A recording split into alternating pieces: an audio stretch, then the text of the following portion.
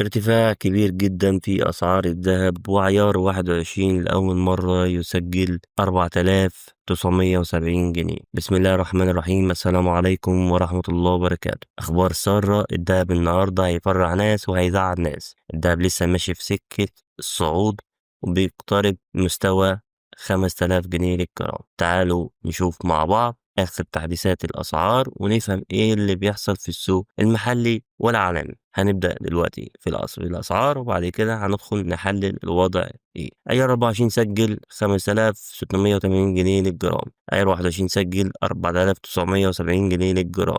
عيار 18 سجل 4260 جنيه للجرام. الجنيه الذهب سجل 39760 جنيه. طيب، المحللين بيقولوا لو الفيدرالي الأمريكي أكد خفض الفايدة في اجتماعه النهاردة، الدهب ممكن يكسر أرقام قياسية في السوق المصري قريب. وكمان بعد ما الدهب اخترق مستوى 4900 جنيه، قدر يوصل ل 4950 جنيه. طيب دلوقتي الدهب بيقرب من 5000 جنيه للجرام، ولو حصل أي تصحيح نزولي، يعني انخفاض قبل ما يوصل للمستوى النفسي ده، منطقة 4900 ممكن يعني نوقف، أو ممكن الدهب ينزل شوية. وطبعا استقرار سعر الدولار مقابل الجنيه مع بداية التعاملات خلى تسعير الذهب في مصر متأثر بشكل مباشر بسعر الأونصة العالمية. وبكده نكون وصلنا لنهاية تحديث أسعار النهاردة.